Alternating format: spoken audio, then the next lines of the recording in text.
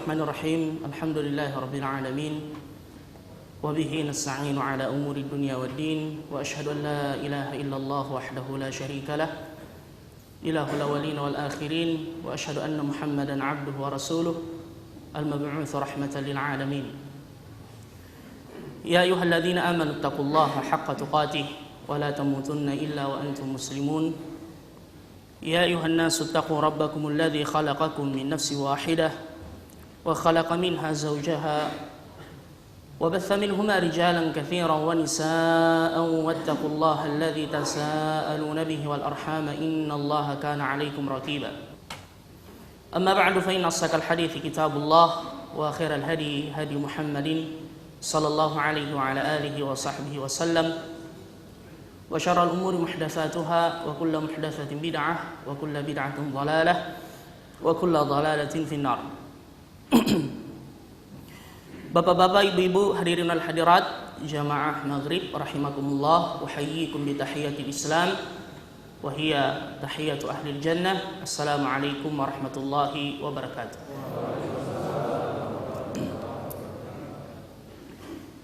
Di awal pengajian kita pada malam hari ini, kembali saya menyampaikan busyara, kabar gembira kepada Bapak Ibu, saudara-saudara sekalian, dengan firman Allah Subhanahu wa taala di dalam Al-Qur'an, "Innama ya'muru masajidallah man amana billahi wal yawmil akhir." Innama dalam bahasa Arab berfungsi sebagai al-hasr. Al-hasr artinya pembatasan.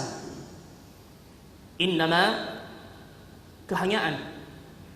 Sesungguhnya hanyalah ya'muru masajidallah, yang memakmurkan masjid-masjid Allah itu man amana billah, yang beriman kepada Allah Subhanahu wa taala, wal yaumil akhir, dan beriman kepada hari akhirat. Ini adalah merupakan persaksian dari Allah Subhanahu wa taala bahwasanya alamat keimanan kepada Allah dan hari akhirat adalah orang-orang yang senang memakmurkan masjid-masjid Allah. Mereka mendirikan salat, wa aqamas salah, wa ataz zakah, wa lam yakhsha illallah. Dan mereka tidak takut kecuali hanya kepada Allah Subhanahu wa ta'ala. Wa lam yakhsha illallah fa'asa ulaika an yakunu minal muhtadin. Asa dalam bahasa Arab litaraji, yaitu untuk pengharapan dan doa. Tetapi kata para ulama, jika ia disandarkan kepada Allah, maka hal itu menunjukkan penegasan. Ayyakunu minal muhtadin, mereka-mereka itulah orang-orang yang mendapatkan hidayah dan petunjuk dari Allah Subhanahu wa ta'ala. Oleh karenanya ketika Allah Subhanahu wa ta'ala di dalam Al-Quran, dalam surah An-Nur yang artinya cahaya, Allah berfirman, yahdillahu linurihi man yasha. Dialah Allah yang memberikan cahaya kepada yang diinginkan dari hamba-hambanya. Setelah ayat itu Allah menyebutkan bahwasanya sumber cahaya An-Nur dan hidayah itu bisa didapatkan di rumah-rumah Allah. Fi buyutin adzinallahu an turfa' wa yudhkara fiha ismuhu yusabbihu lahu fiha bil ghuduwi wal asal. Hal ini kita sebutkan Bapak Ibu saudara-saudara sekalian, dan mengapa saya katakan ini adalah merupakan kabar gembira, sekaligus ini merupakan nikmat yang tidak semua diberi oleh Allah Subhanahu wa ta'ala. Banyak kaum muslimin telah dikumandangkan azan, namun masih berkeliaran sibuk dengan urusan duniawiyahnya. Oleh karenanya ketika Allah Subhanahu wa ta'ala menuntun hati-hati kita untuk mendatangi masjid-masjid Allah yang merupakan sebaik-baik tempat di permukaan bumi ini, maka ini adalah merupakan istifa, merupakan pilihan dari Allah Subhanahu wa ta'ala. Karena Allah menegaskan, wa man lam yaj'alillahu lahu nuran fama lahu min nur. Barang siapa yang tidak diberi cahaya oleh Allah, maka tidak ada yang mampu memberikan cahaya dan hidayah kepadanya. Oleh karenanya semoga kita diberi keistiqomahan, insyaallah, dijadikan hati-hati kita senantiasa bergantung dengan masjid-masjid Allah. Sebagaimana kata Nabi, 7 golongan yang di hari kiamat nanti akan langsung mendapatkan naungan dari Allah. Di antara mereka adalah warajulun qalbuhu mu'allaqun bil masajid, yaitu orang-orang yang hatinya senantiasa bergantung dengan masjid-masjid Allah Subhanahu wa taala. Adapun kalau cuma panas-panas sedikit, sabarkan diri kita insyaallah. Al-ajru ala qadril masyaqqah, pahala itu didapatkan seiring atau sebanding dengan susahnya kita melakukan sebuah amalan. Dan ini disebutkan oleh Imam Ibnul Qayyim ketika beliau mengomentari firman Allah, walladzina jahadu fina lanahdiyannahum subulana. Orang yang bermujahadah, yang berusaha, insyaallah menempuh jalan kebenaran, akan kami berikan petunjuk itu, kata Allah Subhanahu wa taala. Jadi sering saya sampaikan, tidak ada alasan bagi kita untuk tidak menuntut ilmu apapun kondisi dan keadaannya. Baik itu alasan usia, tidak boleh dijadikan sebagai uzur, saya sudah tua, ya. Baik itu alasan cuaca juga, jangan jadikan sebagai alasan dan uzur. Ya, walaupun dalam kondisi tertentu terkadang memang kita tidak bisa mewujudkan rencana kita, namun jika kita berusaha melewatinya, maka pahalanya akan semakin besar kita dapatkan di sisi Allah Subhanahu wa taala.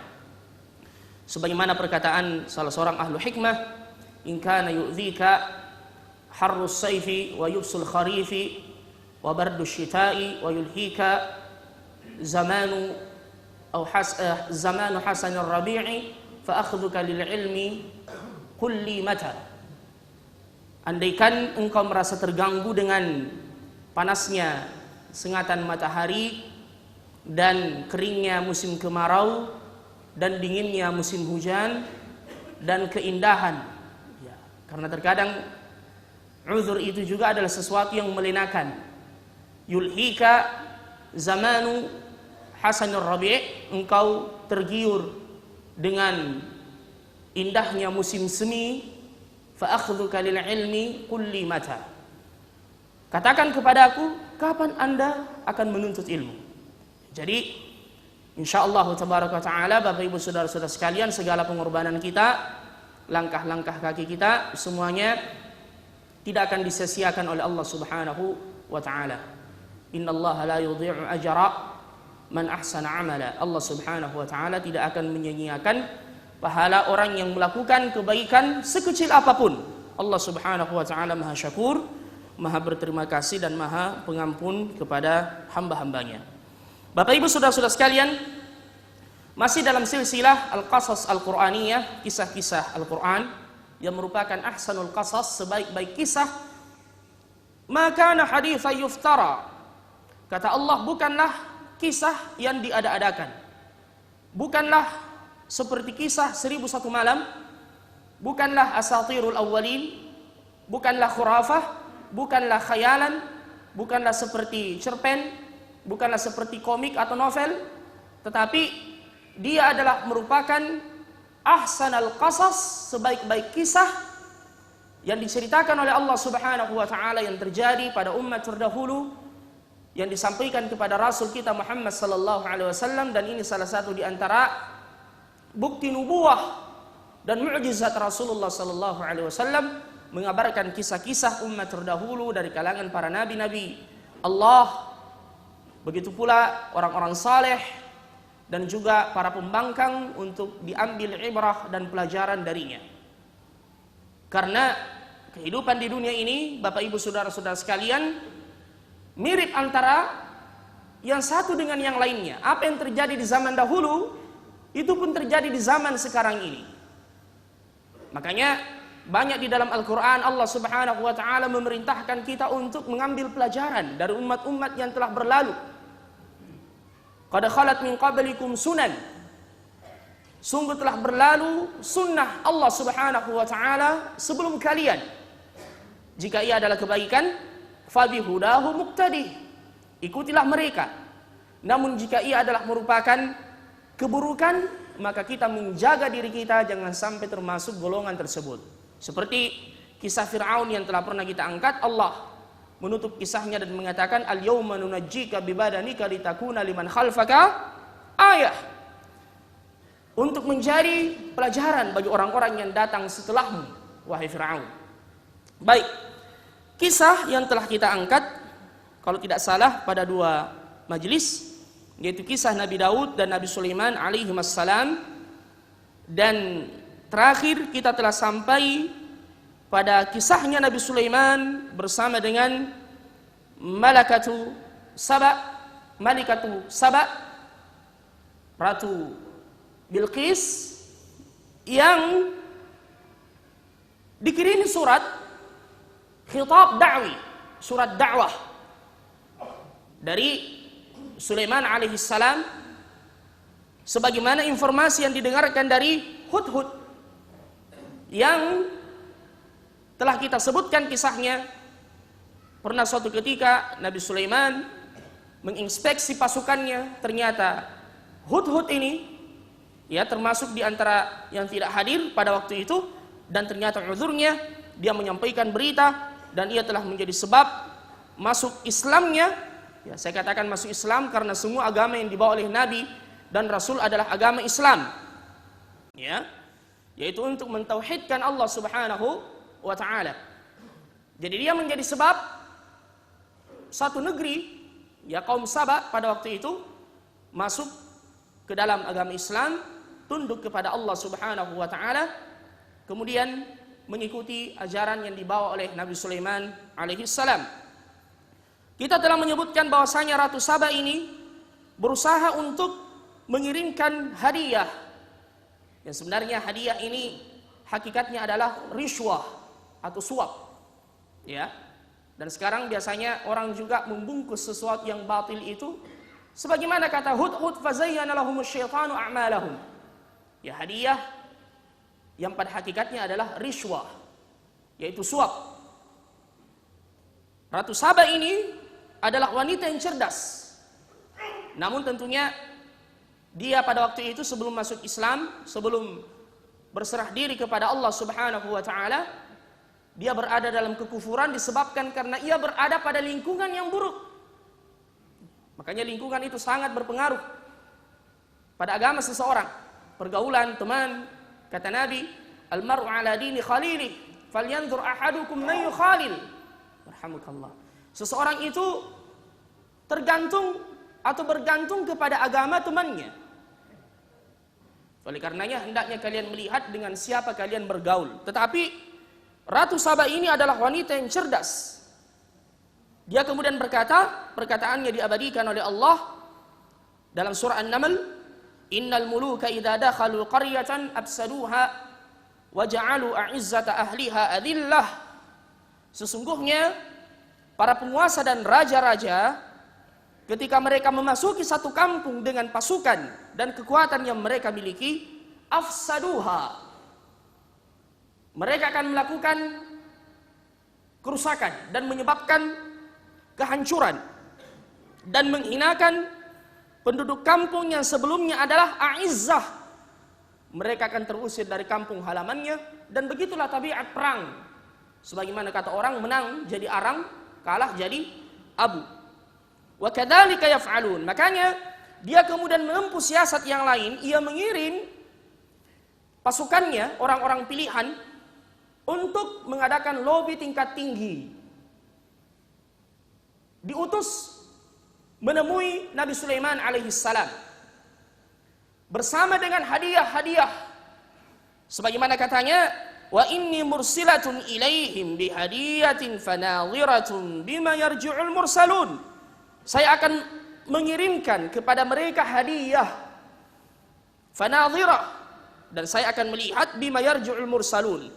Kita melihat kabar yang akan dibawa oleh para utusan. Dan Bilqis ini berpesan, kalau dia menerima hadiah itu berarti dia bukan nabi. Dia cuma orang yang tamak dengan harta dan kekuasaan. Tapi kalau misalnya dia menolak hadiah itu berarti dia adalah bukan orang sembarangan. Dia adalah seorang nabi. Maka berangkatlah utusan itu. Falamma jaa Sulaiman qala atumiddunani bimal. Ketika utusan itu telah sampai di singgasananya Sulaiman alaihi salam dengan hadiah yang begitu mewah yang mereka bawa, Nabi Sulaiman kemudian marah kepada mereka dan berkata, atumiddunani bimal, kalian akan menyogok aku dengan harta yang kalian bawa, Fama atani Allahu khairum mimma atakum. Padahal apa yang Allah Subhanahu wa taala berikan kepadaku itu lebih baik dari apa yang diberikan kepada kalian. Bal antum bi hadiyatikum tafrahun, dan kalian sombong dengan apa yang kalian bawa. Coba kita bayangkan.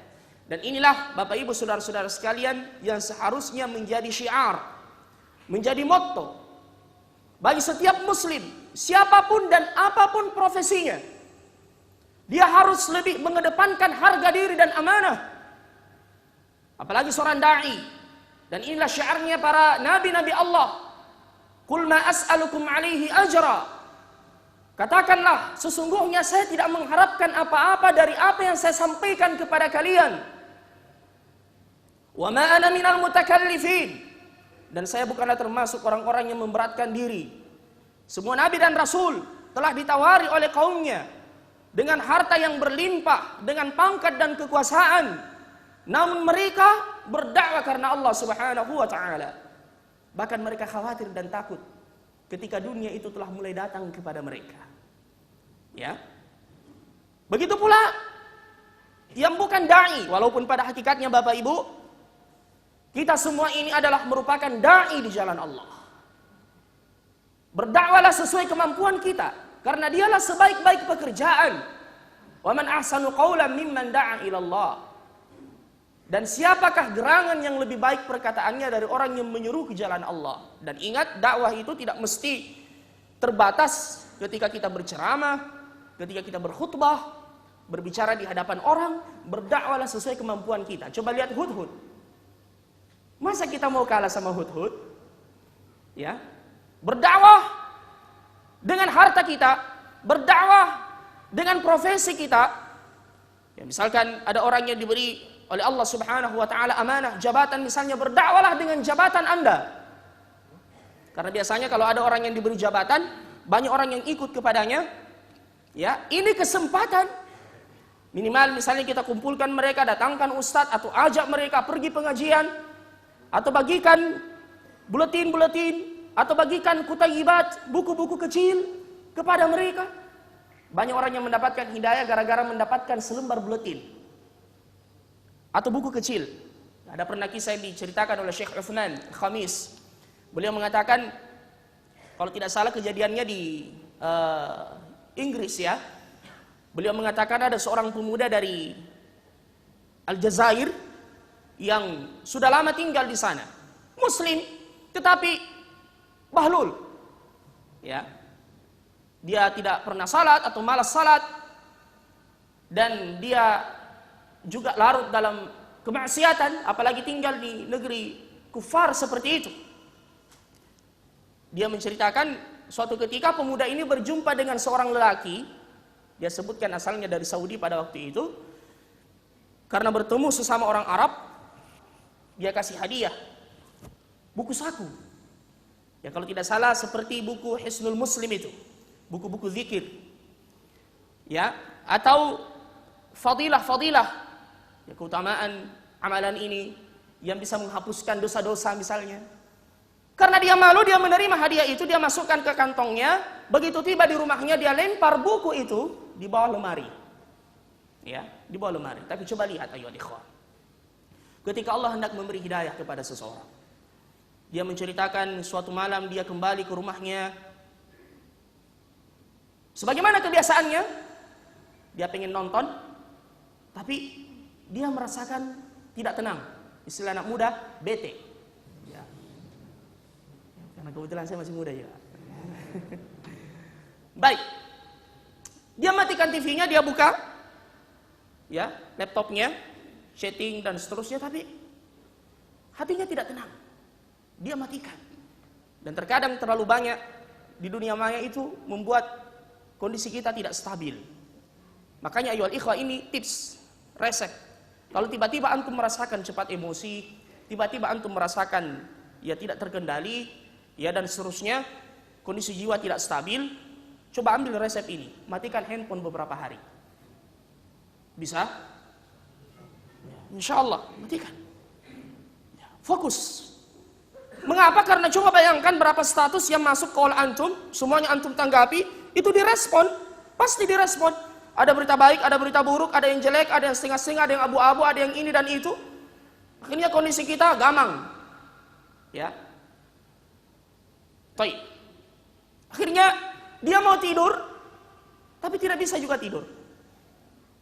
Akhirnya dia teringat dengan buku kecil yang dia lemparkan di bawah lemari.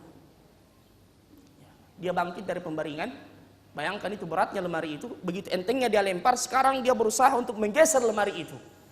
Coba lihat ketika Allah hendak memberi hidayah, ya dia geser itu lemari, ya, dan dia mengatakan pada saat itu, saya sudah berada pada puncak keputusasaan, ya, karena dia mengatakan bahwasanya selama hidup saya banyak larut dengan kemaksiatan. Namun ketika dia mulai membuka buku itu, subhanallah, ya. Makanya Bapak Ibu dalam memberi nasihat, berikan saja walaupun tidak diterima nasihat itu. Ada saat-saat tertentu hati seseorang itu akan terbuka dan dia mengingat apa yang pernah kita sampaikan kepadanya. Sampaikan saja.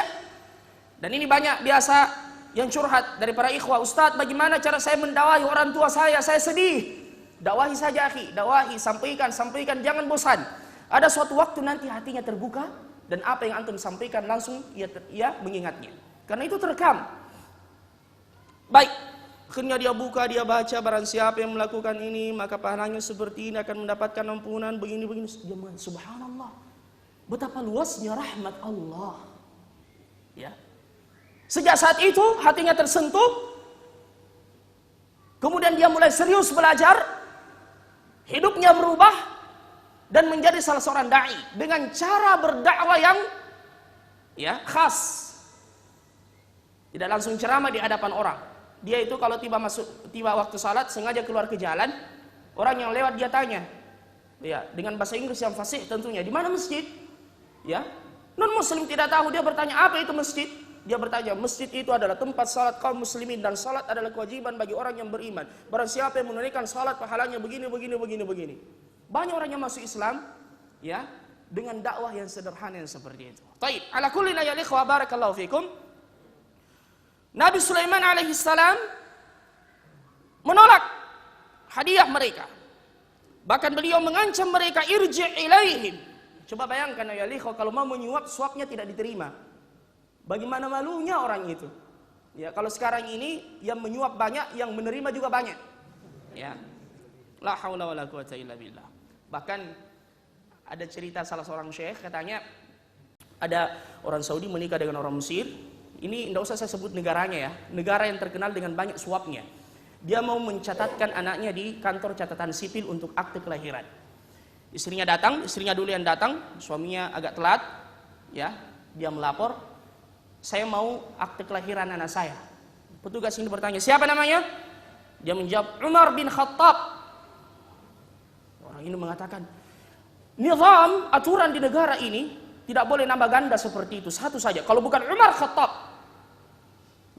Sempat bersitegang, saya mau Umar bin Khattab. Lama tidak selesai permasalahan, datang suaminya. Ya, dia bertanya apa yang terjadi. Dia mengatakan, ini orang masa dia katanya kalau bukan Umar Khattab saja, padahal kita mau Umar bin Khattab. Ya, dia keluarkan 1.000 real. Kemudian dia datangi petugas itu, langsung dia tempel di tangannya. Dia lihat 1.000 real. Umar bin Khattab, apakah mau ditambah radhiyallahu anhu? Orang bilang cukup, Umar bin Khattab saja. Ya, subhanallah, ampuh sekali.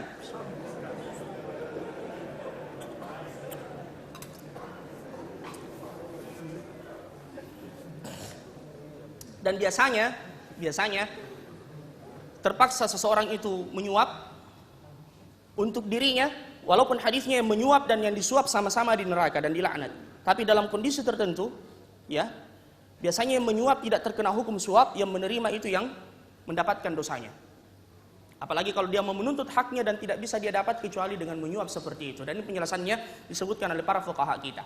Dan ini pernah saya alami sendiri waktu dulu berangkat ke Mesir, mau masuk ke Gaza, dipersulit karena tidak sempat ambil visa di Jakarta. Ya, saya berangkat begitu saja. Bayangkan dimasukkan ke ruang bawah tanah, diinterogasi. Wah, ini bahaya nih. Saya melihat orang-orang yang sudah diborgol dimasukkan ke penjara, yang masuk ke Mesir tidak bawa visa pada waktu itu. Saya sudah keluarkan semua berkas-berkas undangan dari Rabitah dan seterusnya, dan mengatakan lah, ya, wah, saya bilang ini kayaknya perlu, terpaksa ini. Ya. Akhirnya keluarkan senjata terakhir, langsung stempel lewat jalur khusus, langsung keluar bandara. Ya, keluar dari bandar. Subhanallah, Allah musta'an. Semoga Allah Subhanahu wa taala mengampuni kami dan mengampuni mereka. Allah musta'an.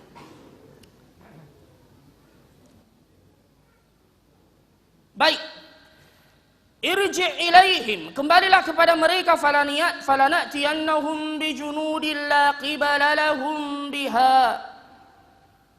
Kami akan datang kepada mereka dengan tentara yang la qibala lahum biha, yang mereka tidak mampu untuk melawannya. Bayangkan tentaranya ya dari bangsa jin, kemudian hewan, ya, binatang, burung-burung, ya, angin. Bayangkan tentaranya Nabi Sulaiman. Dan Nabi Sulaiman ini dimuliakan dengan mukjizat seperti itu karena memang dia pantas untuk menerima mukjizat itu. Karena para nabi dan rasul diberi mukjizat, kondisi keimanannya dan kejiwaannya memang Masya Allah labil, tidak seperti kita. Kalau dikasih angin mungkin dia main-main kirim ke sana. Nabi Sulaiman tidak. Ya. Untuk kebaikan beliau.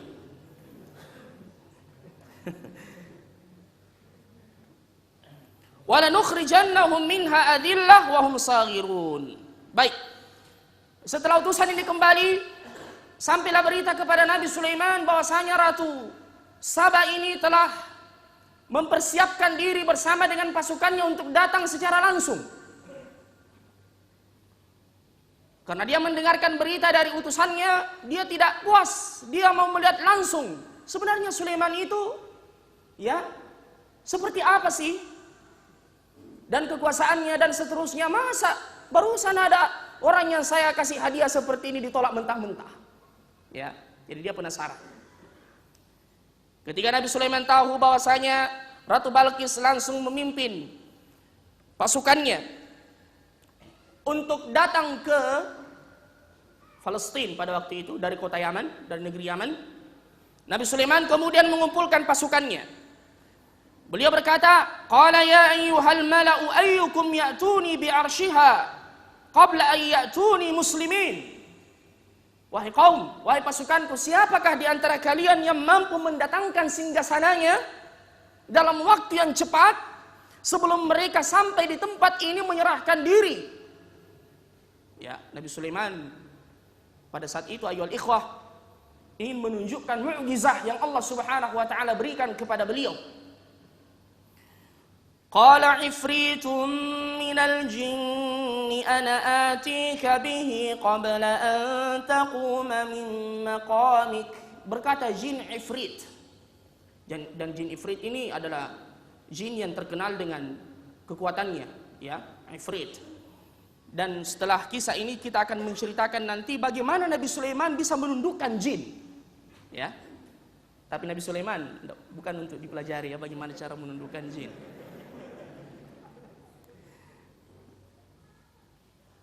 Jin Ifrit mengatakan, saya bisa mendatangkan singgasananya di hadapan Anda sebelum Anda berdiri dari singgasana Anda. Ya, dan Nabi Sulaiman menganggap bahwa ini terlalu lama. Karena kebiasaannya Nabi Sulaiman, beliau duduk di singgasananya di waktu pagi, ya, untuk mengurus ya rakyatnya, orang-orang yang datang berselisih, ya, beliau sambil duduk memberikan wejangan dan nasihat dan berdakwah. Berdiri nanti menjelang zuhur. Itu maksudnya. Qabla an taquma min maqamik. Akhirnya Nabi Sulaiman mengatakan, terlalu lama itu. Ya. Dan jin ini dia sudah mengatakan, wa inni alaihi laqawiyyun amin. Dan saya dalam menunaikan tugas dan amanah itu mampu melakukannya, saya kuat dan terpercaya insya Allah. Baik, Nabi Sulaiman mengatakan, adakah yang lain yang bisa lebih cepat? Qala alladhi 'indahu 'ilmun minal kitabi ana atika bihi qabla an yartadda ilayka tarfuk.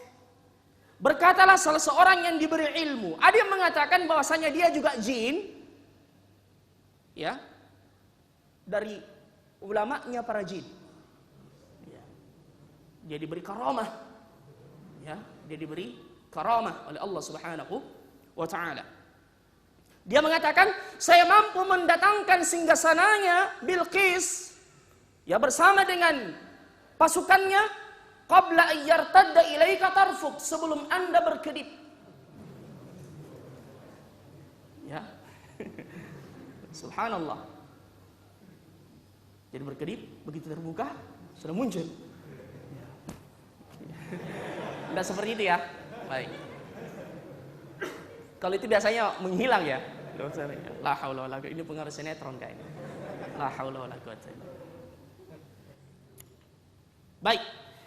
Apa yang terjadi? Nabi Sulaiman memerintahkan orang itu atau jin itu untuk menunaikan tugasnya. Dia membawa kerajaan Ratu Saba dalam sekejap. Makanya ketika disampaikan kepada Al-Imam Asy-Syafi'i rahimahullah, dikatakan bahwasanya ada seorang yang mengaku mampu berjalan di atas air. Dan Al-Laits mengatakan jangan engkau tertipu dengannya. Apa kata Al-Imam Asy-Syafi'i? Sesungguhnya Al-Laits itu qad qassara Al-Laits. Singkat sekali perkataannya Al-Laits itu rahimahullah. Imam Asy-Syafi'i menambah, jika engkau melihat ada orang yang bisa berjalan di atas air, terbang di atas udara. Ya, biasa juga ada orang yang duduk bersila di atas udara, ada yang berjalan di atas api, ada yang berjalan di atas paku. Apa kata Al-Imam Asy-Syafi'i? Jangan tertipu dengannya sebelum engkau melihat pengamalan Al-Quran dan sunnahnya. Apalagi kalau dia tidak menghadiri salat jamaah dan salat Jumu'ah dan penampilannya tidak sunnah. Ya, jangan tertipu, itu bukan karamah. Tapi itu adalah istidraj dari syaitan. Lianna syaitan yatiru bainal maghribi wal masyriq. Karena syaitan itu terbang antara timur dan barat. Itu pelayanan dari iblis, pelayanan dari syaitan, dari jin. Jadi jangan tertipu. Ya, jangan kita mudah terkelabui, oh orang ini hari ini salat zuhur di Bulukumba, besok sebentar Isya di Baitul Maqdis, kemudian salat subuh di Malaka Haji. Jangan tertipu. Ya. Kata Imam Syafi'i jangan tertipu. Ada orang yang jangan tertipu. Bacakan ayat kursi padanya. Ya. Karena itu adalah kerjasama dengan jin. Wa yauma yahsyuruhum jami'a, ketika Allah Subhanahu wa taala membangkitkan jin dan manusia di hari kiamat, Allah berkata kepada para jin, qad istaktsartum minal ins, kalian banyak menyesatkan manusia. Qala awliya'uhum minal insi, dan teman-temannya dari bangsa manusia mengatakan, qad istamta'a ba'duna bi ba'di wa balagna ajalana alladhi ajjalta lana. Ya Rabb, kami memang saling mengambil keuntungan antara yang satu dengan yang lain. Bekerja sama untuk menyesatkan manusia. Apa manfaat yang didapatkan oleh manusia ini? Fulus. Dan apa manfaat yang didapatkan oleh jin? Kekufuran manusia, dan itu yang mereka inginkan. Makanya jangan kita tertipu dengan yang seperti itu, Bapak Ibu saudara-saudara sekalian. Ada yang mengatakan dirinya kebal, ada yang mengatakan ini dan seterusnya, itu perlu diruqyah. Baik. Karena syaitan terbang antara timur dan barat. Ya. Makanya yang pernah belajar tenaga dalam, akhi, barakallahu fikum, ya, lepas itu. Ya. Ada di sini yang pernah. Baik.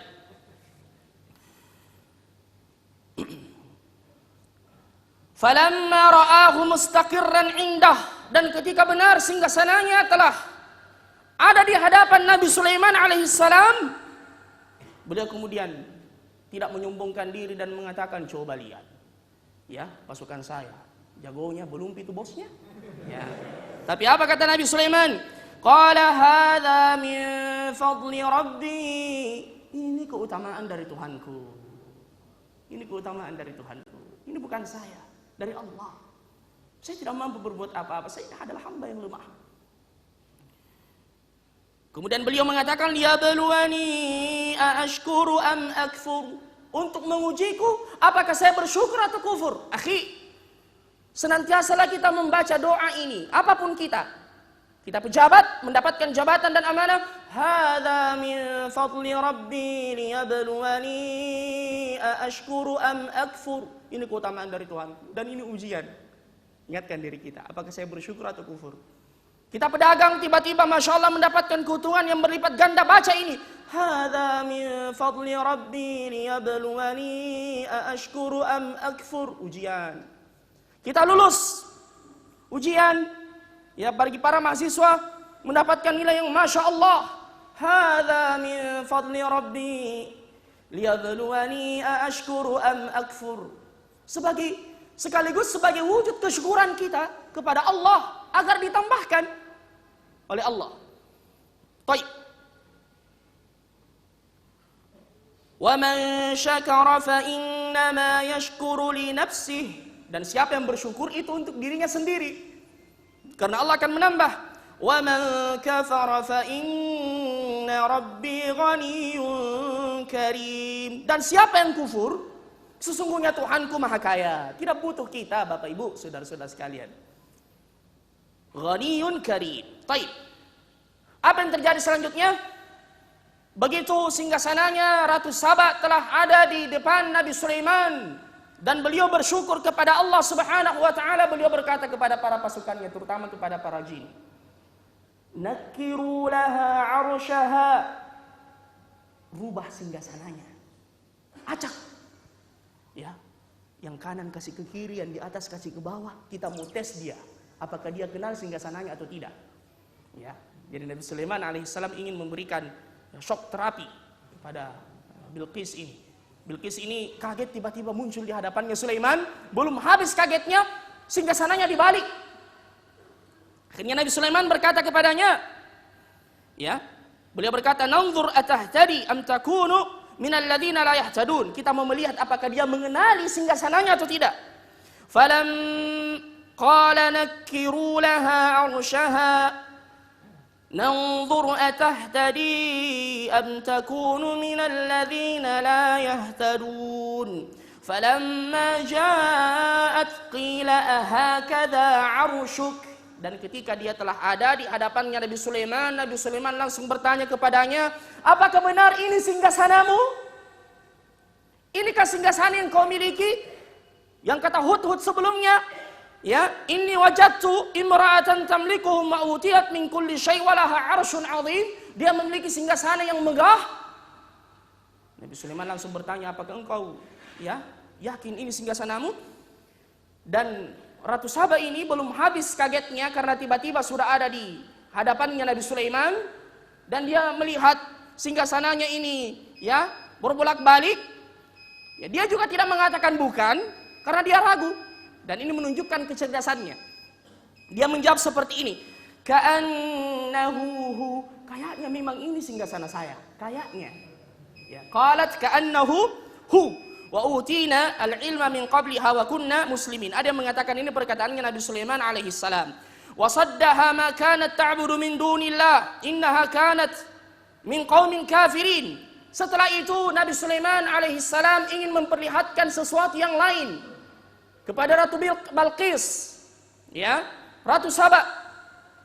Dia mempersilahkan dia masuk ke dalam istananya Nabi Sulaiman yang telah memerintahkan kepada para jin untuk membangunkan istana yang belum pernah ada sebelumnya, ya.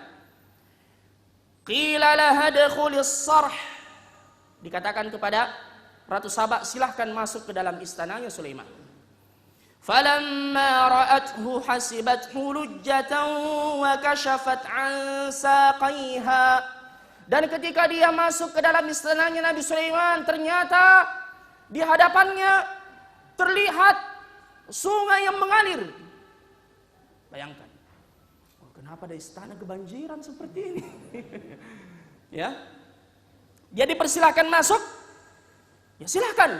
Begitu dia melangkah, dia angkat kainnya, ya. Wa kashafat an saqaiha, sampai dia terlihat betisnya. Sulaiman kemudian berkata, qala innahu sarhun mumarradun min qawarir. Sesungguhnya ini adalah istana sungai tetapi tertutupi dengan al-qawarir, yaitu az-zujaj, yaitu kaca yang tebal. Ya, bayangkan sungai di atasnya kaca yang tebal. Akhirnya Ratu Saba melihat hal tersebut, dia langsung kemudian berkata, Rabbi inni zalamtu nafsi wa aslamtu ma'a Sulaiman lillahi rabbil alamin. Langsung dia menyatakan keislamannya dan berserah diri kepada Allah Subhanahu wa taala. Dia berkata, ya Rabb, sesungguhnya selama ini aku telah banyak melakukan kezaliman, menyembah selain kepadamu ya Allah. Hari ini saya menyerahkan diri kepadamu dan saya berislam bersama dengan Sulaiman alaihissalam. Masuklah Ratu Saba ke dalam agama Islam. Ada yang pernah mengatakan bahwasanya akhirnya keduanya menikah. Namun ternyata tidak ada keterangan yang sahih tentang hal itu. Oleh karenanya apa yang tidak ada keterangannya, maka kita diamkan saja dan kita katakan Allahu a'lam. Ya, itu jawabannya ya ikhwah. Barakallahu fikum. Baik. Kemudian Allah Subhanahu wa taala memberikan kekuasaan kepada Nabi Sulaiman alaihi salam dan diberikan harta yang berlimpah. Dan pernah suatu ketika, ayyuhal ikhwah, Nabi Sulaiman alaihi salam didatangkan kepada beliau kuda-kuda perang yang beliau miliki, yang gagah-gagah, yang digunakan untuk bersafar dan bepergian, dan ini disebutkan dalam surah Sad. Ketika Allah Subhanahu wa taala menguji Nabi Sulaiman alaihi salam dengan ujian yang lain. Idh 'urida 'alaihi bil 'ashiyyi as-safinatul jiyad. Di waktu sore berbarislah kuda-kuda perang beliau yang sangat gagah, kendaraan yang mewah pada waktu itu. Faqal, beliau kemudian berkata, inni ahbabtu hubbal khairi an dzikri rabbi hatta tawarat bil hijab. Apa yang terjadi Bapak Ibu Saudara-saudara sekalian? Karena sibuk ya dengan kuda-kuda perangnya, matahari sudah hampir terbenam dan beliau belum sempat melaksanakan salat asar pada waktu itu. Ya. Apa yang terjadi coba lihat. Nabi Sulaiman sangat bersedih dan menyesal. Masa gara-gara kuda saja saya tidak melaksanakan salat atau terlambat melaksanakan salat? Akhirnya beliau berkata kepada para pasukannya, "Rudduha alai." Kembalikan semua kuda-kuda perang itu di hadapanku. Fatafiqa mashan bis-suqi wal a'naq, dan beliau sembelih semuanya. Dan dagingnya dibagi-bagikan kepada orang-orang fakir dan orang-orang miskin sebagai tebusan. Ya, dan ini pelajaran. Kalau ada sesuatu yang menghalangi kita dari ketaatan, jangan segan-segan untuk kemudian meninggalkannya. Kalau memang memalingkan kita dari Allah Subhanahu wa taala. Bayangkan Nabi Sulaiman ini. Nabi Sulaiman menyembelih semua kuda-kuda perang tersebut yang gagah-gagah, ya, dan mungkin juga salah satu di antara dalil tentang bolehnya makan kuda. Ya. Disebabkan karena beliau dilalaikan ya dengan harta tersebut sehingga terlambat untuk melaksanakan salat. Beliau kemudian meminta ampun kepada Allah Subhanahu wa taala. Namun menjadi masalah sekarang adalah setelah kuda-kuda ini disembelih semuanya dan dibagi-bagikan kepada fakir miskin dagingnya, tidak ada lagi yang dinaiki untuk bepergian dan berjihad. Makanya Allah Subhanahu wa taala karena melihat kesungguhan Nabi Sulaiman alaihissalam dalam ketaatannya kepada Allah, menggantikan kendaraannya dengan menjadikan angin itu tunduk kepada Nabi Sulaiman. Fasakharna lahu ar-rih tajri bi amrihi rukha'an haitsu asab. Kami menundukkan angin kepadanya. Disebutkan oleh Ibnu Abbas radhiyallahu anhuma bagaimana angin itu membawa Nabi Sulaiman bersama dengan pasukannya. Disebutkan bahwasanya singgasananya dibuat terdiri dari 400.000 kursi. Nabi Sulaiman dikelilingi oleh para perwakilan dari pasukannya, perwakilan dari manusia, kemudian setelah itu perwakilan dari jin, kemudian hewan, binatang dan seterusnya untuk berkeliling berdakwah dan berjihad fi sabilillah. Wali Sulaimana ar-riha guduha syahru wa rawahuha syahr. Perginya 1 bulan, pulangnya 1 bulan. Maksudnya kata para ulama, diantaranya Imam As-Suddi mengatakan bahwasanya yang dimaksudkan adalah untuk perjalanan 2 bulan bisa ditempuh dalam 2 hari. Diterbangkan oleh angin, ya, membawa Nabi Sulaiman alaihi salam. Taib. Karena Allah mengatakan fasakharna lahu ar-riha tajri bi amrihi rukha'an haitsu asab wasyayatin kulla banna'in wa ghawwas. Begitu pula para jin, para syaitan, kulla banna, ada yang tugasnya membangun istana untuk Nabi Sulaiman dan apa yang diperintahkan oleh Nabi Sulaiman. Sebagaimana firman Allah, ya'maluna lahu ma yasha'u min mahariba wa tamathila wa jifanin kal jawabi wa qudurir rasiyat. Ini tugasnya para jin. Ya'maluna lahu ma yasha', sesuai dengan yang diperintahkan oleh Nabi Sulaiman. Min mahariba, membangun mihrab-mihrab. Min mahariba wa tamathil, dan patung-patung yang dibolehkan pada syariat zaman itu. Wa tamathila wa jifanin kal jawab, kemudian al-haud, yaitu telaga-telaga. Wa kudurir rasiyat, dan tempat memasak yang sangat besar, kudur, periuk yang sangat besar untuk memasak makanan kemudian dibagikan kepada fakir miskin. Ya. Adapun syaitan yang tidak taat kepada Nabi Sulaiman alaihissalam, wa akharina muqarranina fil asfat, itu dibelenggu dan dipenjara. Ya, ada juga yang makanya dikatakan di sini ya muqarranina fil asfat, ya mereka itu dikurung, ya, dan mereka senantiasa mengintip Nabi Sulaiman alaihissalam. Ya, setiap kali Nabi Sulaiman, dan mereka sangat takut kepada Nabi Sulaiman. Bayangkan setiap kali mereka mendekat langsung terbakar. Ya. Sehingga Nabi Sulaiman alaihissalam melihat bahwasanya wah ini bahaya nih kalau saya meninggal nanti. Ya, mereka nanti kembali melakukan kerusakan di permukaan bumi. Mereka itu takut hanya kepada Nabi Sulaiman alaihissalam. Namanya saja jin dan syaitan. Ada yang taat, tapi banyak juga yang cuma takut kepada Nabi Sulaiman. Makanya apa yang terjadi Bapak Ibu Saudara-saudara sekalian, pada saat itu sementara dibangun ya Baitul Maqdis, ya Masjidil Aqsa, dan Nabi Sulaiman sudah menyadari bahwasanya ajalnya semakin dekat, maka beliau Bapak Ibu Saudara-saudara sekalian berpesan kepada keluarganya, nanti kalau saya meninggal jangan sentuh saya. Ya. Jangan sentuh saya. Apa yang dilakukan oleh Nabi Sulaiman? Karena terkadang beliau iktikaf di Baitul Maqdis selama sebulan. Dan tidak ada jin yang berani mendekat. Makanya beliau berdiri bertumpu di atas tongkatnya. Ya, dan Allah Subhanahu wa taala mencabut nyawanya. Dan tidak ada yang tahu bahwasanya sebenarnya Nabi Sulaiman ini telah meninggal dunia. Berdiri bertumpu di atas tongkatnya. Ya, makanya para jin ini mengira bahwasanya mereka diawasi oleh Nabi Sulaiman sehingga mereka terus bekerja. Ya, ada yang mengatakan berlalu sebulan, 2 bulan, sebagian riwayat menyebutkan sampai 1 tahun. Mengapa tubuhnya tidak hancur? Karena memang tubuhnya para nabi dan rasul tidak dimakan tanah. Ya, kapan ketahuan bahwasanya beliau telah meninggal dunia? Ya, falamma qada alaihi al-maut ma dallahum ala mautihi illa dabbatul ardi ta'kulu min sa'atah falamma kharra tabayyanat al-jinnu an law kanu ya'lamuna al-jinna ma labithu fil allau kanu ya'lamuna al-ghaiba ma labithu fil 'adzabil muhin. Falamma qada alaihi al-maut, ketika kematian telah merenggut nyawa Nabi Sulaiman alaihi salam, ma dallahum ala mautihi, tidak ada yang menunjukkan kematiannya, tidak ada yang tahu bahwasanya beliau telah meninggal dunia, illa dabbatul ardi ta'kulu min sa'atah. Jadi beliau berdiri seperti ini bertumpu di atas tongkatnya, illa dabbatul ard. Ya, dabbatul ard itu rayap. Ya, karena tongkatnya bersambung dengan tanah, tongkatnya ini yang dimakan oleh rayap.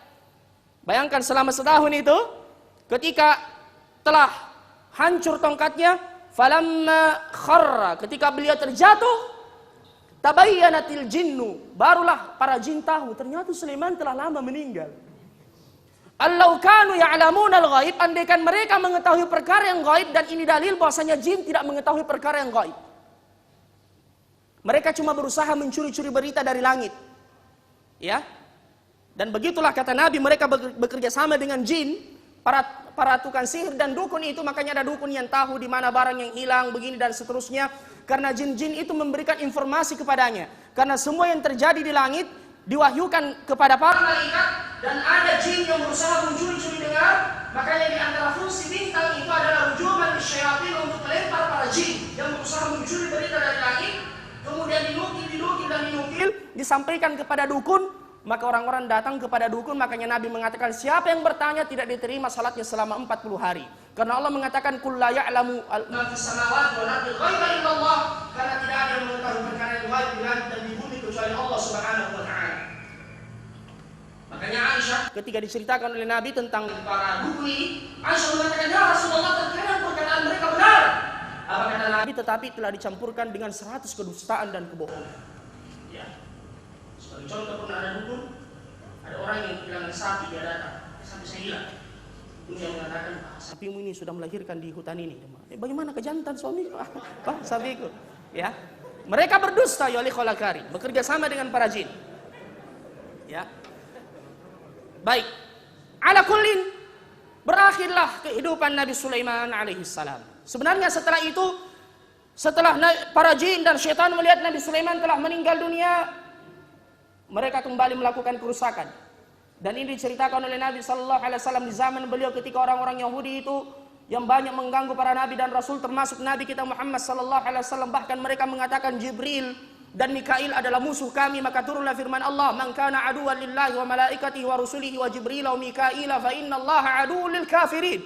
Kemudian mereka juga ketika mendengarkan Nabi sallallahu alaihi wasallam menyebut tentang Nabi Sulaiman, mereka mengatakan Sulaiman itu sahir, seorang penyihir. Ya, maka turunlah firman Allah, "Wattaba'u ma tatlu syayatinu 'ala mulki Sulaiman wa ma kafara Sulaiman walakinna syayatina kafaru yu'allimuna an-nas." Pembelaan dari Allah untuk Nabi Sulaiman. Wa ma kafara Sulaiman, Sulaiman itu tidak kafir, walakinna syayatina kafaru, sesungguhnya syaitanlah yang kafir kepada Allah, yu'allimuna an-nas sihir, yang mengajarkan sihir kepada manusia. Jadi belajar sihir, mengajarkan sihir hukumnya kafir. Ya, hukumnya kafir. Apa yang terjadi? Bapak Ibu saudara-saudara sekalian, Nabi Sulaiman ini di zaman beliau memiliki seorang katib, sekretaris yang selalu mencatat faidah yang didengarkan dari Nabi Sulaiman, kemudian yang diwahyukan kepada beliau, dan buku itu diletakkan di bawah singgasana dan kursinya Nabi Sulaiman. Dan ketika Nabi Sulaiman meninggal dunia, para jin ini menggali singgasana itu dan mengeluarkan buku dan kitab tersebut dan menyabarkan dusta dan fitnah dan mengatakan, tahukah kalian apa rahasia Nabi Sulaiman bisa menundukkan angin, kemudian menundukkan para jin? Ini dia buku sihirnya. Ini buku sihirnya Nabi Sulaiman. Makanya Allah membela, wa ma kafara Sulaiman. Nabi Sulaiman tidak kafir. Walakinna syayatin, tapi mereka itulah para syaitan yang mencampur adukan kitab itu dengan azimat, dengan jampi-jampi mantra-mantra. Ya, makanya begitulah para dukun melancarkan aksinya para tukang sihir dengan talasim. Terkadang tertulis di situ cincin Nabi Sulaiman, kemudian ayat kursi ditulis sungsang, kemudian dibalik-balik. Dan tidaklah tukang sihir melancarkan aksinya kecuali dengan kekufuran kepada Allah Subhanahu wa taala, dengan menggunakan Al-Qur'an sebagai alas kaki di WC misalnya, dan seterusnya. Dan tidaklah pelanggaran semakin berat mereka lakukan, melainkan jin dan syaitan semakin berkhidmat kepadanya.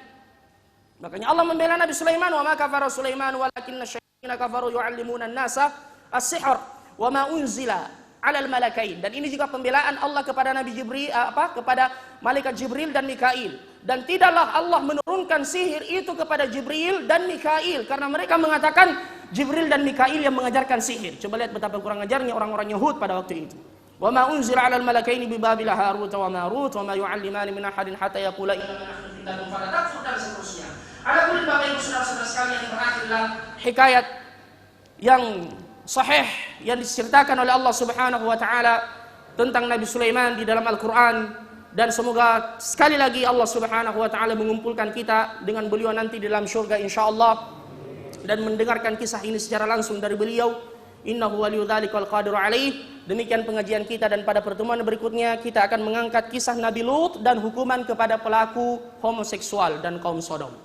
Ya, jadi kisah Nabi Lut alaihissalam dan kaumnya yang dihukum dan diazab oleh Allah Subhanahu wa taala dengan perbuatan keji yang mereka lakukan insyaallah. Semoga bermanfaat. Subhanakallahumma bihamdik, asyhadu an la ilaha illa anta wa astaghfiruka wa atubu ilaik. Wa akhiru da'wana alhamdulillahi rabbil alamin. Assalamualaikum warahmatullahi wabarakatuh.